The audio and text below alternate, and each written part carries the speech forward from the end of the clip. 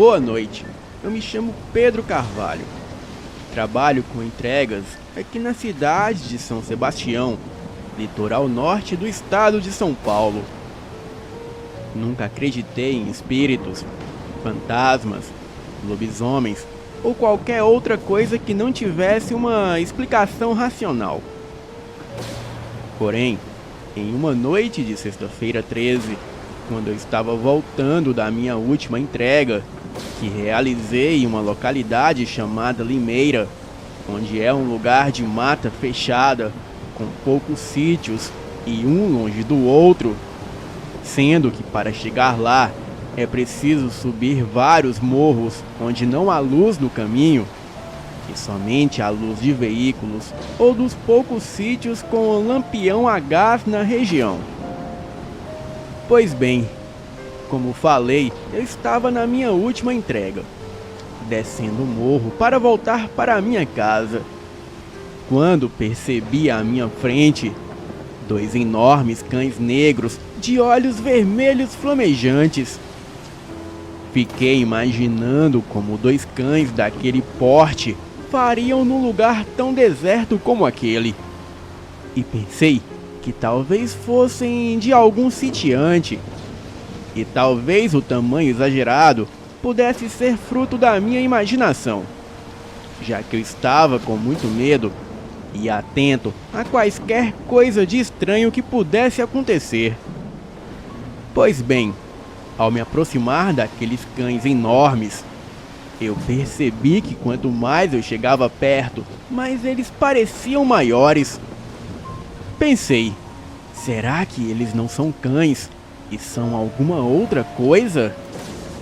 Mas para minha surpresa, eu comecei a ouvir risadas diabólicas, mas não sabia de onde vinham. E foi então que o terror, como nunca tinha sentido antes, se apoderou de mim. Aquelas duas criaturas se viraram para a minha frente, e então eu pude perceber que eles se levantaram sobre duas patas e ficaram de pé como pessoas. E para piorar, aquelas duas criaturas do inferno estavam no meio do caminho. Porém, estavam dando risadas infernais e tremiam e babavam como se quisessem pular em cima de mim a qualquer momento. Ao ver aquilo, o meu medo foi tão grande que eu perdi os sentidos e caí da moto. Daí em diante, eu não sei o que se passou.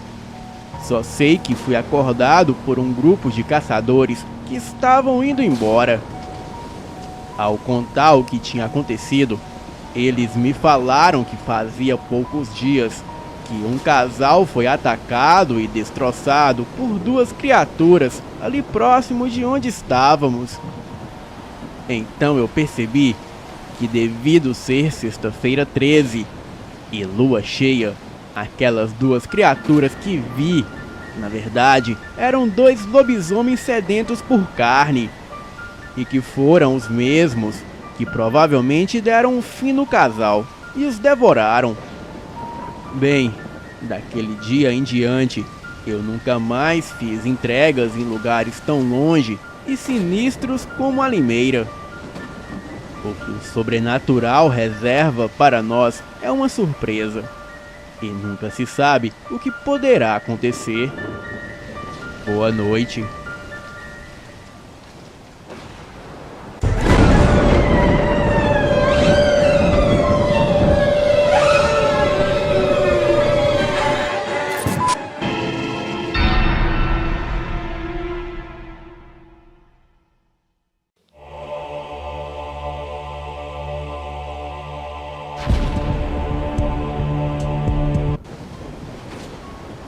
Passei a minha infância toda ouvindo meu tio David contando e recontando uma estranha história passada em Manaus.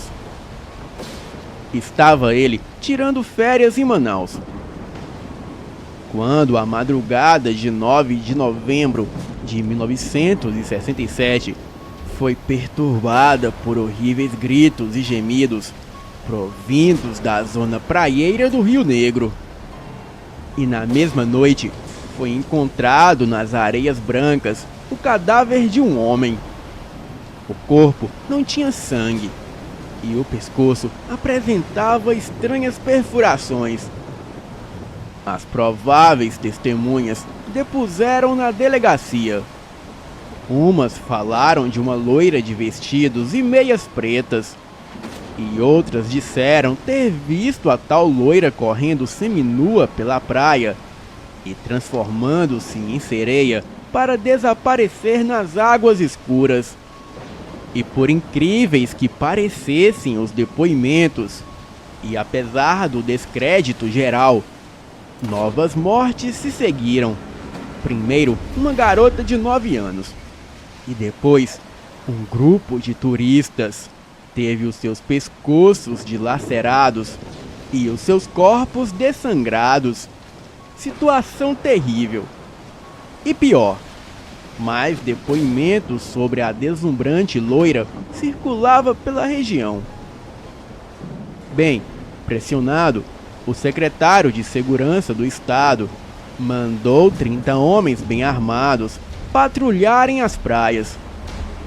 Bem, tudo se acalmou por algumas semanas, até que novos ataques aconteceu, e desta vez contra os patrulheiros, e foram resultados assombrosos. Dos 30 homens armados, 13 confrontaram-se com a sereia assassina.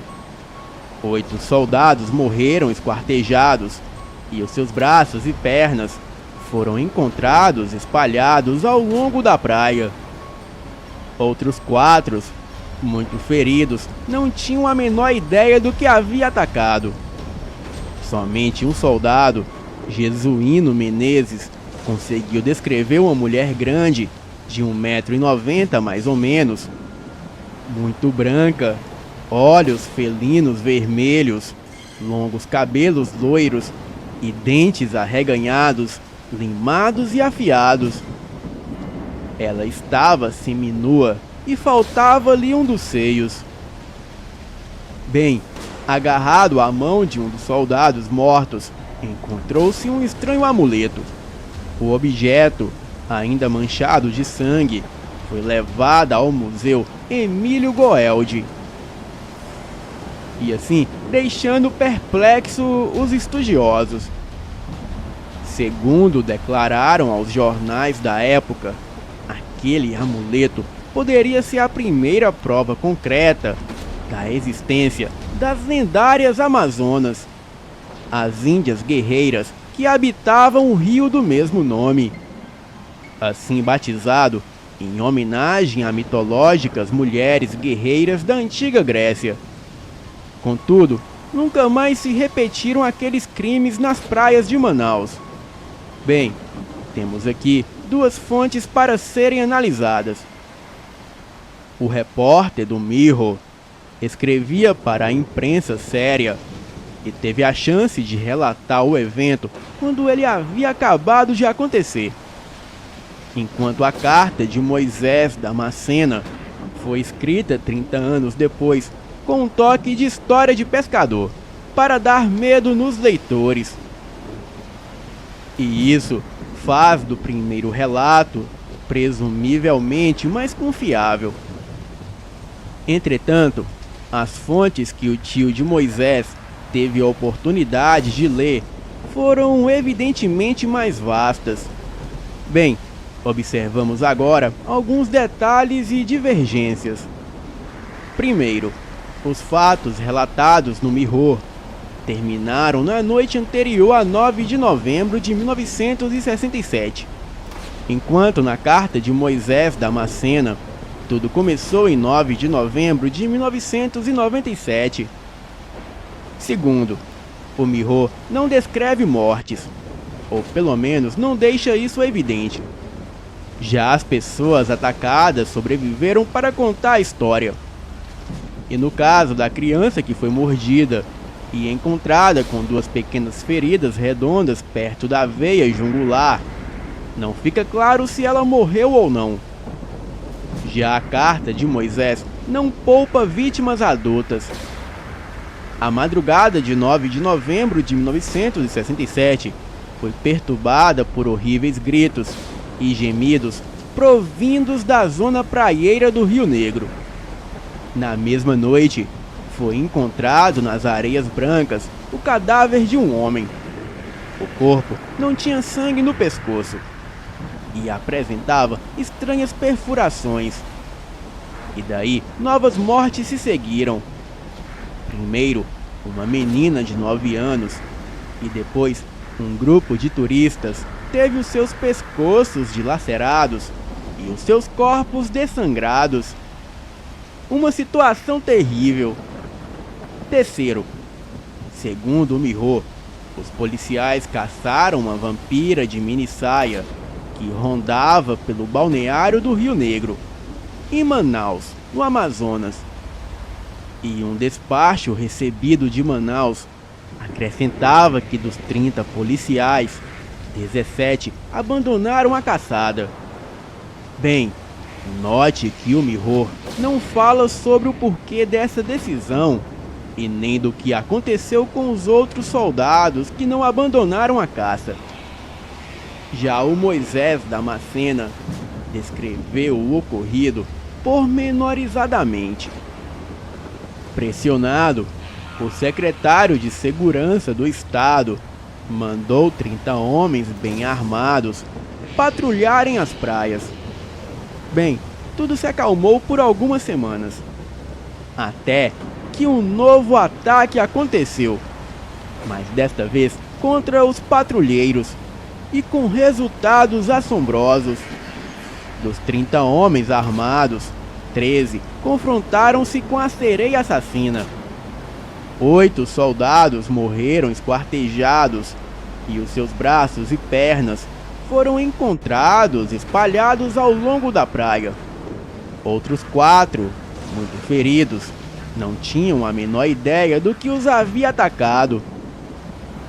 E somente um soldado, Jesuíno Menezes, conseguiu descrever uma mulher grande, de 1,90 de altura, muito branca, olhos felinos vermelhos, longos cabelos loiros e dentes arreganhados, limados e afiados. Bem, quarto ponto. O mais importante relatado por Moisés é que a suposta vampira teria deixado um objeto na cena do crime. Agarrado à mão de um dos soldados mortos, encontrou-se um estranho amuleto. O objeto, ainda manchado de sangue, foi levado ao Museu Emílio Goeldi. E isso permite uma base para a investigação. Ou seja, se este amuleto foi realmente encontrado nessas condições e levado para lá, isso prova que o Mirror omitiu dados, talvez para não alarmar os leitores. Bem, quinto ponto. Provavelmente a relação vampira-guerreira amazona foi uma má interpretação dada pela imprensa da análise do amuleto feita pelos pesquisadores do museu. E a relação vampira-sereia foi provavelmente uma espécie de engano das testemunhas, acostumadas com a lenda da Iara da região e coisas similares. E quando viram a loira mergulhar no rio, a confundiram com uma sereia. Bem, eu creio que Moisés pode ter se confundido em alguns trechos do relato. Por exemplo, a citação de que a vampira não tinha um dos seios foi obviamente um acréscimo, sofrido devido à comparação que os jornais estavam fazendo entre ela e as lendárias amazonas gregas, que deram o nome à lenda das índias guerreiras brasileiras, Amazona, que significa um seio. Segundo a mitologia grega, elas mutilavam apenas um dos seios para que ele não interferisse no seu desempenho no arco e flecha, e era a sua especialização. Originalmente, parece que a estranha loira não tinha nada de índia e nem de amazona, e talvez nem mesmo de sereia. E isso são elementos do folclore da região. E por algum motivo, associaram-na a eles.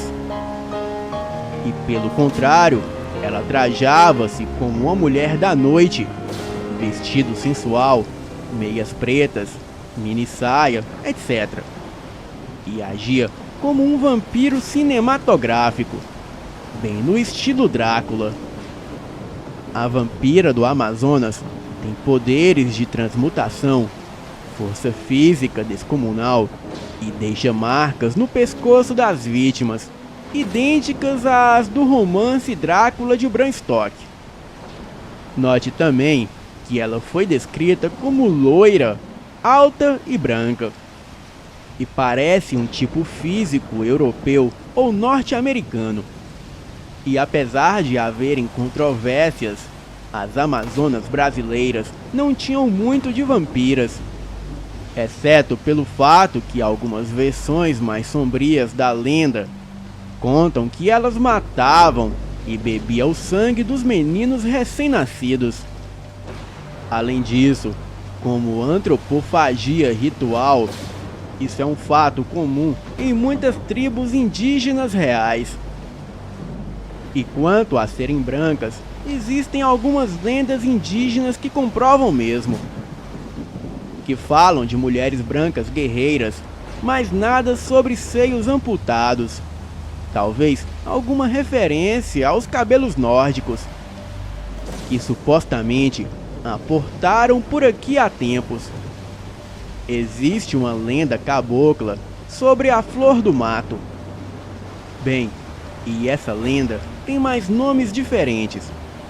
E ela sempre se apresenta como uma menina inocente ou uma mulher sensual, branca e loira. E assim faz crueldades com quem profana a mata, caçando ou derrubando árvores à toa. Num caso que eu vi, um sujeito que foi caçar com um amigo, ele matou alguns filhotes. E de repente, ele se deparou com uma bela mulher e foi atrás. O seu amigo não viu a moça e tentou procurá-lo, mas não o achou e voltou para casa. No outro dia, o corpo do sujeito foi achado pendurado numa árvore próximo à entrada da mata, sem os olhos. Um outro caso ocorreu em maio de 1973, no município paulista de Guarulhos. Segundo relatou André Machado, João Carlos da Costa apareceu morto com as tradicionais marcas de dentes de vampiro no pescoço. E certa noite, no bairro de Bom Sucesso, a Maria Nogueira, outra vítima em potencial, conseguiu salvar o seu pescoço, após ser atacada de repente, caminhando por uma rua escura. E o atacante novamente sumiu como todo e bom vampiro, sem deixar vestígios. Bem, a vampira loira do Amazonas seria apenas uma lenda ou aconteceu de verdade? Mediante tantos fatos e tantas testemunhas, eu acredito que sim. E a minha grande dúvida é o que seria aquele objeto encontrado na mão do soldado, que foi levado para um museu e nunca mais se teve notícia. E acredito que o desaparecimento deste objeto só reforça mais a história da loira vampira do Amazonas. Boa noite.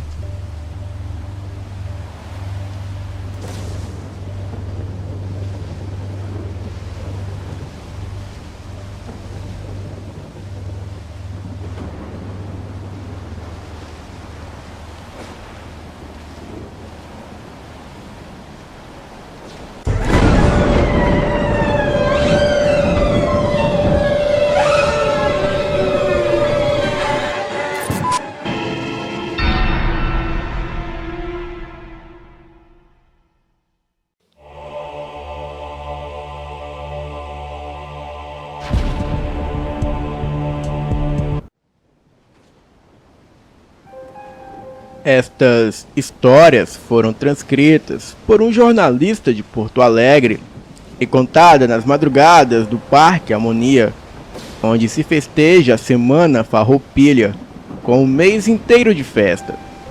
Músicas, arrasta-pé, risca-faca, churrascada, muita cerveja e muita cachaça. E quando as festas entram madrugada adentro, também começam as rodas de piadas ao redor das churrasqueiras. E com isso também começam as histórias sobrenaturais, ou como os caminhoneiros chamam, as mentiras de caminhoneiros. A mula sem cabeça. A primeira história ocorreu há anos atrás, entre as cidades costeiras de Cidreira e Quintão. Era madrugada e foi contada pelo caminhoneiro Tony, também chamado de Toninho. Eu transportava uma carga de bebidas, a maioria era refrigerante, mas tinha também cerveja. Fazer transporte de madrugada faz o caminhoneiro escutar muita música sertaneja e pensar na própria cornitude. E como todo bom caminhoneiro, não basta só escutar, tem que berrar a música sozinho na estrada. O objetivo do caminhoneiro, cantador de estrada, é afastar a tristeza, os maus espíritos e a solidão enquanto pensa nas 2 ou 3 famílias que tem pelo Brasil afora. Mas como o caminhoneiro é bicho grosso, então existe piada de que caminhoneiro não canta, caminhoneiro ronca. Daí que a cantoria de caminhoneiro afasta tudo. Afasta mau espírito, afasta bons também, afasta sorte, dinheiro e afasta mulher e tudo mais. Foi na saída da cidade de Cidreira que foi vista pela primeira vez uma moça na beira das dunas próximo à praia. Na hora eu desconfiei por causa da roupa curta. Pensei que fosse apenas uma moça que fica na estrada esperando para namorar com pobres caminhoneiros, que só ficariam mais pobres. Mas na hora que olhei para a cara dela sozinha na estrada, fazendo uma expressão de puro ódio, eu percebi que era uma armadilha. Ou ela era um travesti, ou estava acompanhada dos bandidos de estrada, ou era as duas coisas. Bem, de qualquer forma, eu é que não queria tomar no meu brioco. Na hora em que acelera o coração do caminhoneiro, o caminhão também acelera. Estava me afastando quando ocorreu a coisa mais apavorante da minha vida, que eu não posso contar para ninguém, senão toda a história cai na conta da cachaça. E confesso que eu tomei uma pinguinha antes de sair de Cidreira. Primeiro foi uma luz amarela vindo de trás do caminhão, com um barulho alto como uma sirene, e a luz vindo pela esquerda. Para mim, parecia uma ambulância querendo ultrapassar. A coisa mais normal do mundo. Diminuí a velocidade um pouco para deixar o outro veículo passar. E um barulho alto, como uma explosão, me deu o maior cagaço da minha vida. O caminhão inteiro estremeceu. Na hora eu me lembrei das histórias de caminhoneiros com bandidos acertando o caminhão com os próprios carros. E não deu nem tempo de mais nada. E eu fui atingido de novo pelo mesmo lado esquerdo do caminhão. E quase fui jogado para fora da estrada quando controlei o caminhão. E foi nessa hora que eu olhei pela janela. E na hora eu vi com detalhes o que chamam de mula sem cabeça, ou mula de padre, ou também besta fera. Aquela criatura estava cavalgando ao lado do caminhão e se arremessando com força. Acelerei sem tirar os olhos do bicho. A descrição que eu posso fazer é a de que o seu corpo era como uma mula raquítica que morreu de fome, e toda a parte de cima pegava fogo. Então, Eu corri com o caminhão enquanto o bicho gritava. Ela gritava e soltava fogo em explosões como de gasolina pegando fogo. A gasolina pega fogo de dois jeitos. O líquido faz uma língua de fogo e a parte gasosa faz pequenas explosões com barulhos. E era desse jeito que a bicha perseguia o meu caminhão. O meu caminhão estava a quase 80 por hora, quando aquela criatura me acertou de novo. E foi um barulho que estremeceu todo o caminhão e acertou bem em cima justamente dos meus tanques de combustível. E foi quando escutei os barulhos vindo da minha direita, onde eu percebi que o caminhão saiu da estrada, passou por cima de moitas e caiu em uma vala cheia d'água. Eu não sei quanto tempo desmaiei. Acordei com a assombração batendo forte na minha porta, e eu tinha batido forte de cara na direção. Estava com o rosto coberto de sangue, o nariz quebrado e a metade da cara inchada. Tinha cheiro forte de gasolina e fogo. Estava com dores no pescoço, costas e pernas. E foi então que percebi uma luz forte laranja na minha janela, bem do meu lado. E quando fui olhar, era o fantasma de uma mulher pegando fogo. E foi quando eu entendi que a mula não era só uma assombração. Porém, o fantasma de uma mulher pegando fogo e cavalgando o corpo de uma mula que não tinha cabeça. Antes de pensar em qualquer outra coisa, a assombração se levantou nas patas de trás e começou a acertar a porta do meu caminhão. Ela queria me pegar e berrava muito alto e dava patadas muito forte na minha porta. Tentei sair pela outra porta, mas estava lacrada pelo acidente. Eu tive que abrir a portinha de cima da cabine e escutei os vidros da porta quebrar e chamas queimarem as minhas pernas enquanto eu escapava por cima da cabine. O meu caminhão já estava tomado pelo fogo. E enquanto a assombração tentava entrar na cabine, pensei imediatamente em sair daquele lugar e subir em cima de uma árvore. E foi quando a assombração percebeu que eu não estava dentro da cabine. Então aquilo começou a gritar e saiu cavalgando em volta do caminhão. E foi quando eu pensei que tinha que aproveitar para fugir. E quando a criatura se afastou um pouco, eu desci e comecei a correr para as árvores. Me grudei na primeira árvore, tentei subir, mas não consegui. Não tinha galhos onde me segurar. E eu estava com o dedão do pé quebrado. Ouvi os gritos se aproximando e saí correndo para outra árvore. Tentei me segurar nos galhos baixos, subir, porém não consegui. E podia ouvir os gritos e galopes quando cheguei na terceira árvore, mais baixa. Tentei subir e o primeiro galho que eu peguei logo quebrou. O barulho chamou a atenção da assombração que começou a correr na minha direção. Me agarrei no galho seguinte e comecei a subir no desespero. Cheguei no alto e me abracei como um nenê no colo da mãe. Fiquei absolutamente quieto enquanto podia ver a assombração passar por baixo da árvore. O seu fogo ardia e eu sentia que ela podia me assar vivo se descobrisse onde eu estava. Cheguei a parar de respirar para ela não me ouvir. E em pouco tempo ela se foi, mas eu escutei os seus gritos por hora enquanto eu via o meu caminhão queimar. Nunca pude contar essa história, senão toda a culpa cairia em mim e na cachaça.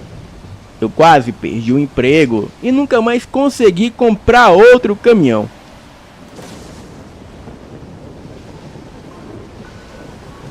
Segunda história. Ela disse que me amava. Sou caminhoneiro há mais de 40 anos. E quando comecei, não existia essas assombrações de hoje. No meu tempo, as estradas tinham assombrações de mulher de branco e mulher de preto. mulher só de calcinha e sutiã, e mulher de saia curta, e até assombração de mulher que faz fiado na estrada à noite. Eu nunca encontrei, e olha que eu procurei. E foi nos anos 90 que eu encontrei pela primeira vez um novo tipo de assombração. O seu vestido era uma mistura das mais raras na natureza. Usava o vestido de um bicho, cujo pai era uma zebra e a sua mãe uma tigra. Só assim para explicar, o vestido branco, zebrado e tigrado. Era uma assombração que eu nunca vi antes. E depois do carinho, ela até mesmo disse que me amava. E isso nunca mais aconteceu comigo.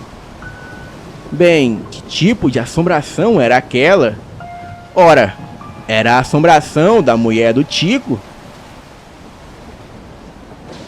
Terceiro relato: a onça negra. Boa noite, o meu apelido é Vitinho. E não vou me identificar mais, senão eu vou apanhar em casa. A onça negra é um animal real, existente no Brasil. É uma espécie própria que eu nem conhecia, até me deparar com uma há anos atrás. Normalmente, é um animal muito bonito, a menos que ela queira te caçar. O que foi o meu caso. Como todo caminhoneiro que se preste, eu também tinha umas namoradas em outras cidades bem distantes do interior. E me caiu de ter uma namorada que morava em uma roça que tinha a última salvação, que é um nome para aquelas patentes antigas, compostas de um bom buraco no chão e uma casinha em volta. Muita vida já foi salva só por existir essas patentes antigas no meio da roça. E foi numa noite, onde eu estava passando na casa dessa namorada, que eu tive a oportunidade de fazer as minhas necessidades nessa patente velha. Era de madrugada, e eu tive que sair para contemplar a natureza e fertilizar o solo. Claro que eu levei o meu celular para conversar com a galera, distribuir pornografia para os amigos e uns coraçõezinhos no Tinder. Fiz questão de colher lindas flores e folhas perfumadas para limpar o meu fiofó. A única luz que tinha era do meu celular e tudo estava muito quieto. Mas não tinha clima de medo. Hoje, eu acredito que toda a minha sorte naquela noite mudou por causa de uma mulher. Alexi Texas. Uma atriz muito bonita e de imenso talento, cuja voz é conhecida no mundo inteiro. E sim, eu caí no gemidão do Zap Zap. A noite no meio do mato estava muito tranquila antes do gemidão do Zap Zap acordar todos os bichinhos de Deus. E logo depois disso, eu estava me limpando calmamente, sem fazer movimentos bruscos para não machucar as minhas pregas, quando percebi que uma sombra passou pelo lado de fora da porta que não fechava. Era o cachorro que começou a latir. Latia e não parava mais. Começou a me incomodar, pois o cachorro estava me denunciando no banheiro. Até parecia que queria chamar o resto da casa. E claro, como um verdadeiro estúpido, eu liguei a lanterna do celular e abri a porta para xingar o cachorro. O mato estava bem calmo quando eu percebi dois olhos brilhando. Era um gato preto ao longe, que eu achei que era só mais um bicho fofo, que com certeza deveria ter se assustado com um gemidão. Só isso. Xinguei o cachorro e ele saiu correndo. E eu nem liguei quando o gatinho começou a se aproximar. Começou a chegar mais perto. Quando eu percebi que ele era pequeno só por estar a quase 50 metros. E foi nessa hora que eu percebi que era um animal gigantesco com quase 2 metros de comprimento do focinho à cauda. Garras de furar pneu de carro. A mandíbula mais forte entre os felinos. Mais forte até do que a do leão e do tigre. presas capazes de abrir um crânio de macaco e quase 90 quilos de fúria assassina. E só deu tempo de puxar a porta com força. A casinha de patente inteira estremeceu e quase caiu para trás. A primeira coisa que a onça tentou fazer foi enfiar a pata inteira por debaixo da porta. E as patas de uma onça são do tamanho de um braço humano. Lógico que ela pegou na minha perna e tentou me puxar. A onça era muito forte, tentando me puxar para fora. Tanto que no desespero de puxar as minhas pernas, ela me abriu verdadeiros rasgos. Um dos cortes veio de cima do joelho até os dedos do pé. Pensei comigo, a sorte é que onça não sabe abrir porta. E foi nessa hora que a desgraçada começou a puxar a porta e ela chegou a abrir a porta inteira antes de eu puxar a porta de volta. Era muito desespero, justamente porque eu nem tive tempo de botar as calças de novo. A onça puxou a porta novamente e eu só imaginava se eu iria morrer sem calças. E teve uma hora que o pior aconteceu. A onça bateu na porta com tanta força que a patente inteira caiu para trás. Parecia um jogo de dominó com uma só peça. E toda a casinha de madeira caiu para trás.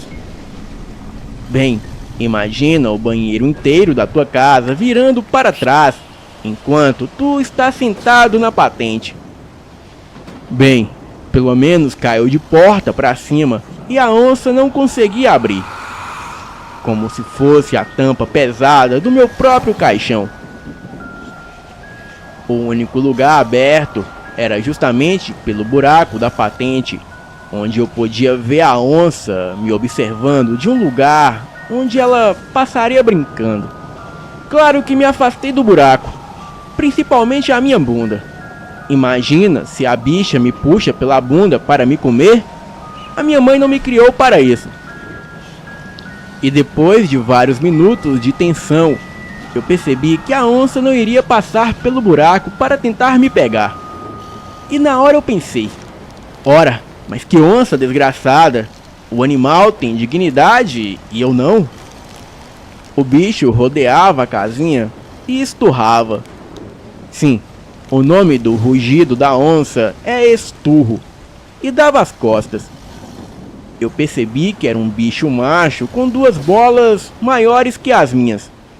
Parei de chamar o bicho de onça e comecei a chamá-lo de Senhor Jaguar.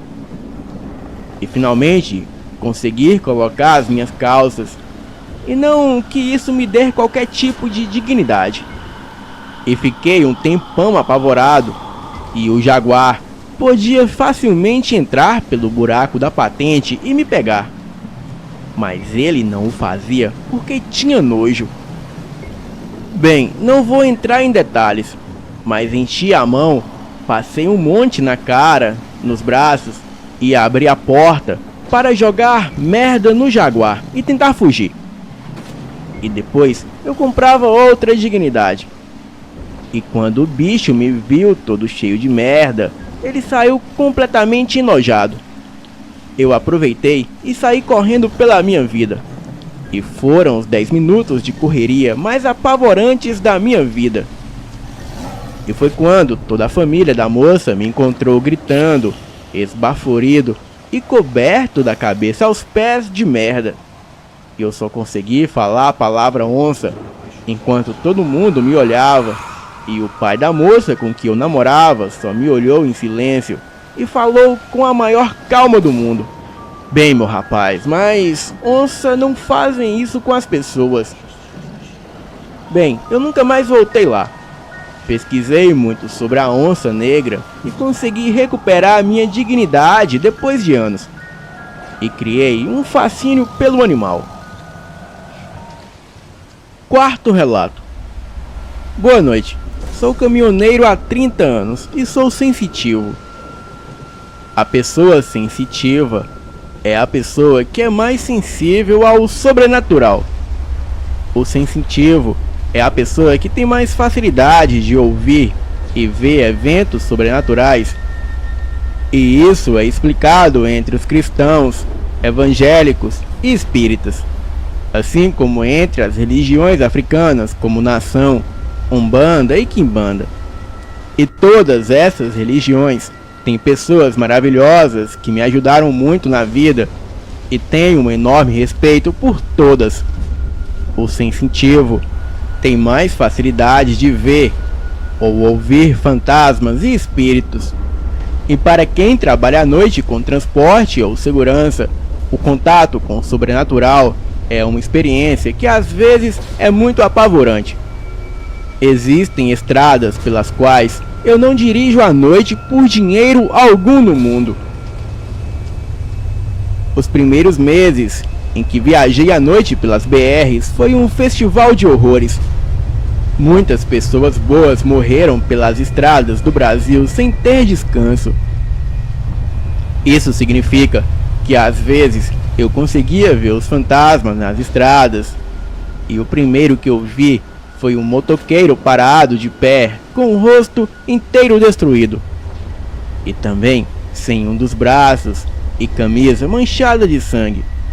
Sem poder descansar, os espíritos passariam anos e mais anos com a aparência de como morreram.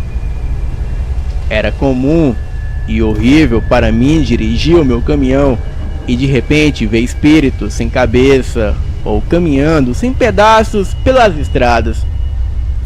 Pessoas que morreram queimadas ou às vezes simplesmente se transformaram em pedaços de carne tão horríveis que nem lembravam um ser humano. Uma noite eu me deparei com a lenda da Gangue do Macaco.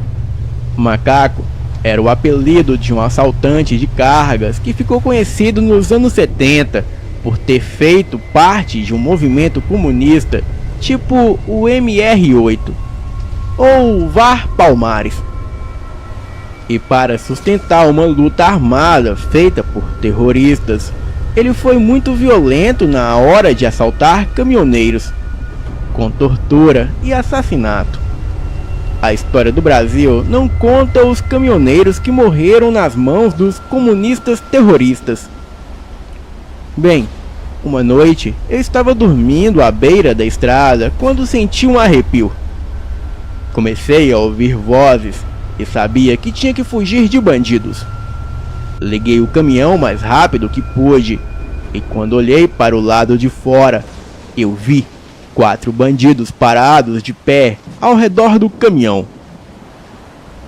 E foi quando eu percebi que todos estavam com marcas de tiros, roupas ensanguentadas e olhando diretamente nos meus olhos.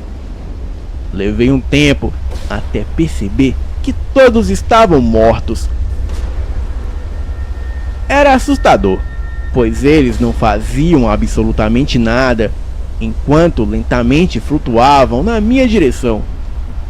Era assustador porque em todas as paradas daquela estrada eu era acompanhado por aqueles mesmos fantasmas. Bem, eu parei de andar por aquela estrada. E a pior coisa é ver os fantasmas das crianças. Eu sempre choro quando vejo as crianças. E isso mudou depois que eu fiz parceria com outro caminhoneiro para ele dirigir à noite. Em Porto Alegre existe uma grande avenida com diversos cemitérios juntos. A Avenida Oscar Pereira possui de uma só vez os cemitérios João 23, São Miguel e Almas, cemitério evangélico e cemitérios judaicos. 4 cemitérios juntos, sem falar no crematório.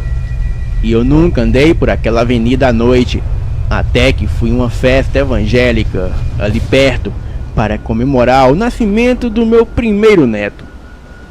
Na volta para casa, o carro da família estragou e eu fiz questão de deixar todo mundo se divertir na festa, enquanto eu levava o carro em um mecânico que ficava na avenida. Era só atravessar os cemitérios às 21 horas. A primeira coisa que impressiona é a beleza natural dos cemitérios feitos para ser um lugar de repouso religioso. O cheiro de flores vinha com as meninas que cuidavam de vender grandes vasos bonitos em frente aos cemitérios, e existia ali todo um clima de paz. A minha família ficou se divertindo enquanto eu arrumava o carro. Moleza. Agora era só voltar a pé pela rua dos cemitérios. Na volta, eu fui abordado por um mendigo que pedia um trocado para comer. Ele me contou rápido a triste história de que não tinha nada em casa e que a família passava fome.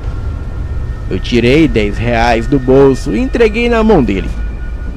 Nessa hora, eu percebi que a sua mão era extremamente gelada e esquelética. Olhei nos olhos dele e vi os olhos mortos. A sua mão não conseguia segurar a nota de R$ 10, mas sim segurar o meu braço com muita força. Fiquei apavorado e puxei o meu braço. Saí o mais depressa que eu pude, escutando o fantasma pedindo algo para comer. E foi quando eu percebi mais vozes pedindo ajuda. Eu estava com muito medo quando percebi inúmeros fantasmas me perseguindo. Alguns pediam ajuda e outros pediam comida, e os violentos pediam por drogas. Cheguei na igreja sem fôlego, coração tropicando e branco de tanto medo. Bem, pensem num negão branco. Era eu. No espiritismo e na umbanda, uma pessoa que morre com muito sofrimento, como fome ou vício em drogas, se agarra ao sofrimento após a morte, podendo se tornar um espírito violento. Quinto relato. O demônio veio me pegar. Bem, essa história eu conto rindo, mas acreditem, foi muito assustador na hora. Mais uma noite de estrada e os caminhoneiros fazem de tudo. Baixam podcast, CDs de tudo que é artista, pendrive de beira de estrada, discos antigos da Costinha com Ari Toledo, coisas que eu recomendo muito. Pois uma noite ficamos no rádio só contando histórias de terror. Lógico, é a coisa mais errada do mundo usar o rádio para história de terror. Pois caminhoneiro que vai me ouvir agora vai me chamar de mentiroso e burro. E eu entendo. Bem, que se lasque. Na hora de dormir que me ocorreu a desgraça. Tava com a cabeça cheia de histórias de assombração, lobisomens e demônios, quando fui me arrumar para dormir. Me arrumei para dormir, desliguei as luzes e fui me arrumar no banco. E foi nessa hora que eu senti uns fisgão na cabeça. Como se uma mão com garras estivesse fincando as garras na minha cabeça. Eu pensei que era mentira, mas era real. Uma mão começou a fincar as garras na minha cabeça e a berrar. E foi o maior cagaço da minha vida. Liguei as luzes e saí correndo da cabine do caminhão. Bem, eu juro para vocês, era uma coruja que estava escondida dentro do meu caminhão. Pois na hora de me arrumar para deitar, eu botei a minha cabeça em cima dela e ela se lanhou toda. Bem, na hora eu até gritei para os companheiros que era o demônio que estava vindo me pegar.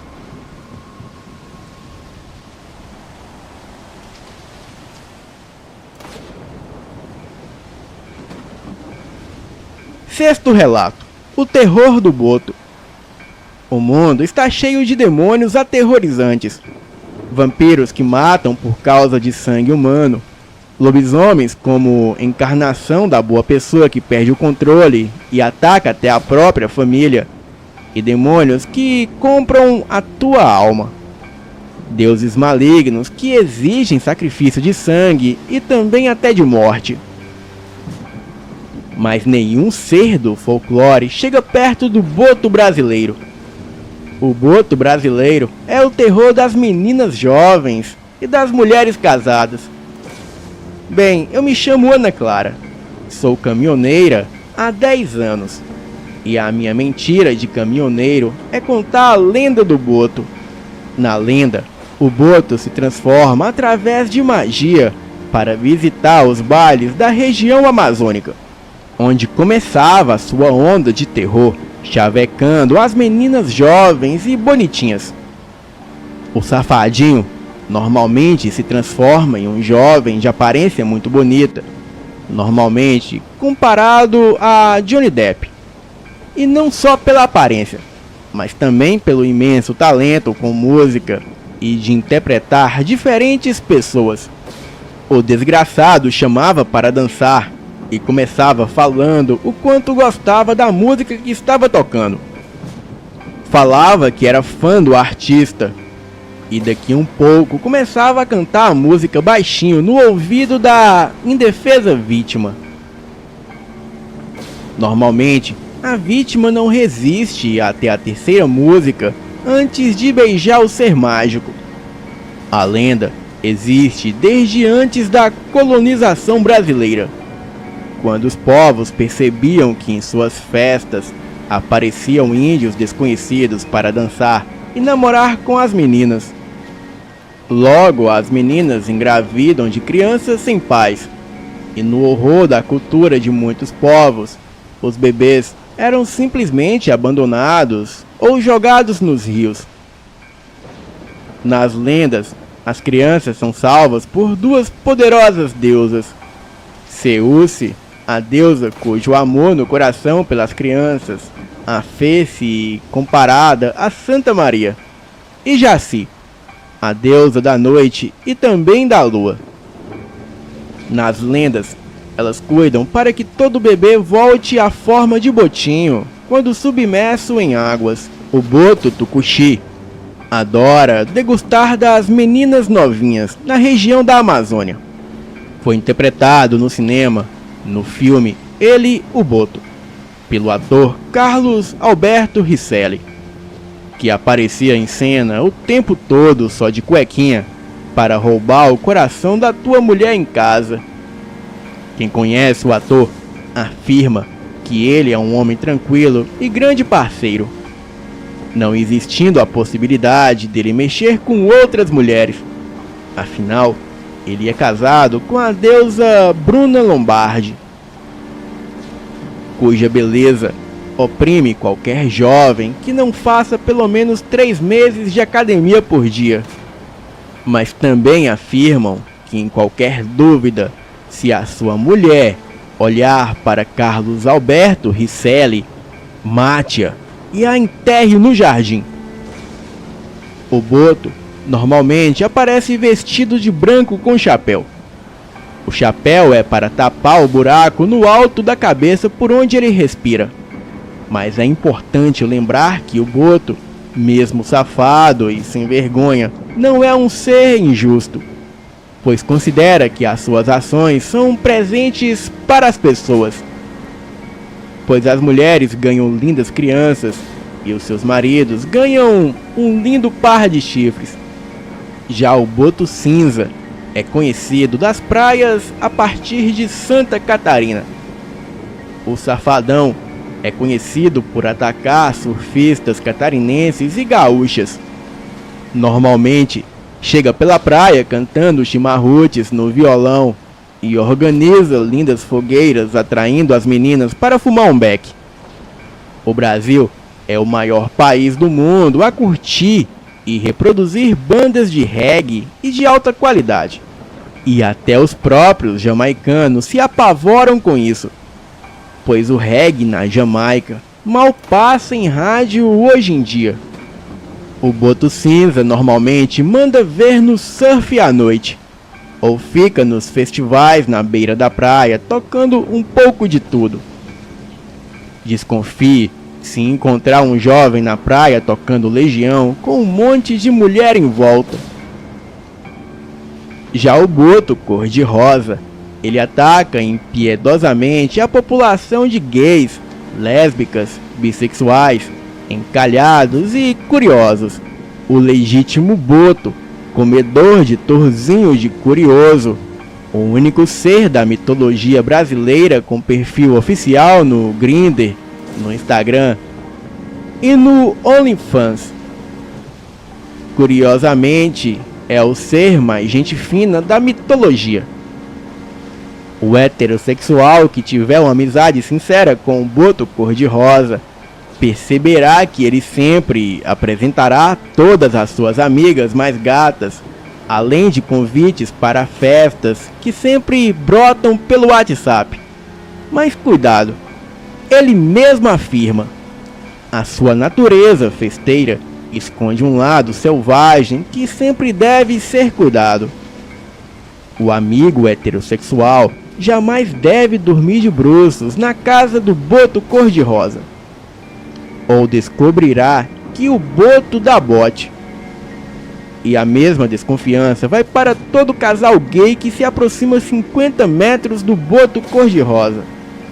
Afinal, o seu lema é que não existe traição se rolar trissome. Ele gosta muito de organizar orgias com o número mágico de 11 pessoas, pois isso significa um depois do outro. E sendo um animal natural transformado em ser humano pela magia dos deuses, ele compreende perfeitamente pessoas transexuais pelo direito do ser humano de sempre se reinventar. Bem, a pessoa só tem que ter cuidado com o ombro do amigo boto cor-de-rosa. Afinal, o boto não tem ombro, e muito menos pinto.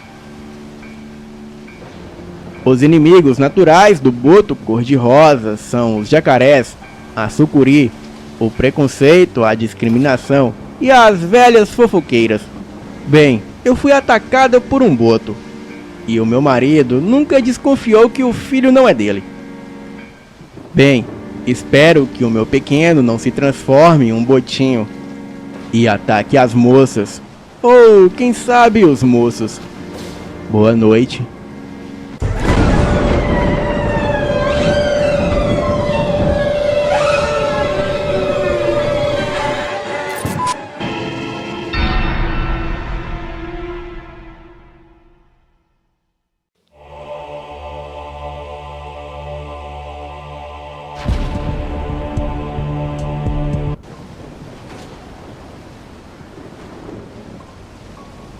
Olá, me chamo Jailson, moro na cidade de Caruaru, em Pernambuco.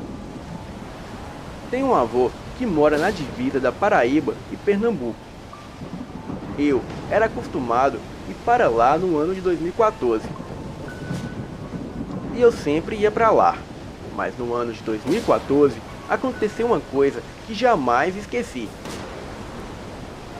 Eu tinha apenas 14 anos e fui para lá passar as férias de escola no final do ano. Os meus pais foram me levar, porém, no mesmo dia eles voltaram. Em uma quinta-feira, chegou um vizinho dele assustado pela manhã. Era por volta de 5h30. E naquela região, todos se acordavam cedo, para tirar leite de vaca, moer ração para os gados, etc. Aquele vizinho chegou dizendo que foi caçar durante a noite. E durante essa caça, ele se deparou com um cachorro negro, de olhos amarelos. Ele disse que esse cão negro olhou para ele e saiu disparado para dentro da mata. O vizinho disse que enquanto esse bicho corria, dava para se escutar os uivos dele. Ele disse que logo em seguida correu para o seu cavalo que estava amarrado na cerca e voltou para casa. O meu avô, que nunca acreditou nesse tipo de coisa, logo riu e disse que ele deveria ter visto outra coisa ou estar bêbado e pensar que viu um lobisomem. O meu avô logo deu as costas e foi cuidar do seu gado.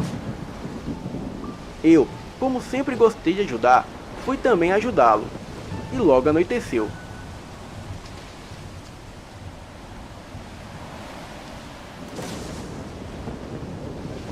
A casa do meu avô já tinha energia, e logo ligamos a televisão e começamos a assistir.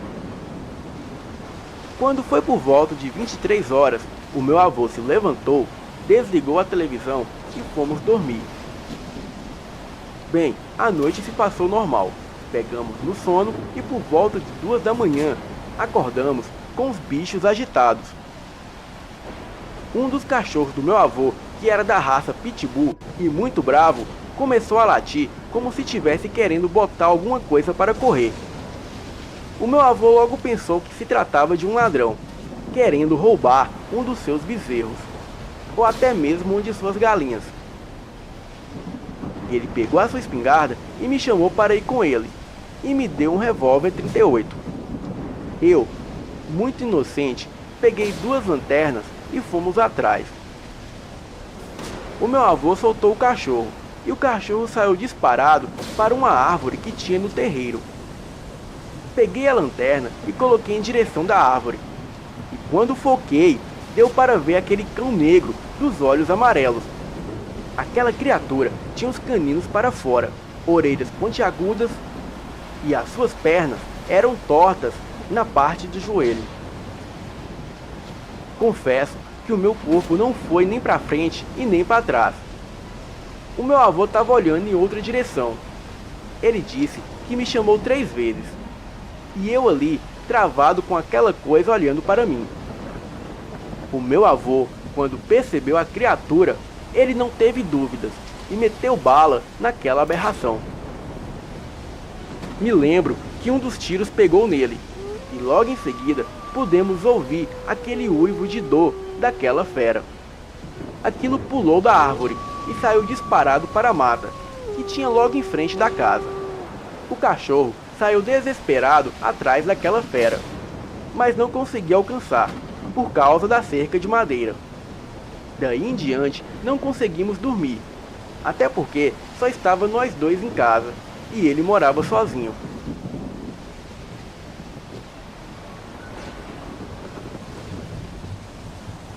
Nunca mais me esqueço daquela cena. Sim, para terminar, quando foi por volta de 10 da manhã, chegou um senhor lá, com um machucado no ombro, que parecia de tiro. Aquele homem estava pedindo um pouco de açúcar e mel. O meu avô logo lhe entregou o açúcar e o mel, e logo que esse homem virou as costas, o meu avô olhou para mim e disse: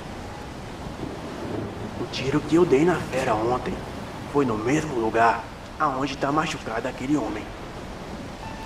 Depois desse dia, eu nunca mais voltei na casa do meu avô, e nunca mais vou me esquecer desse fato.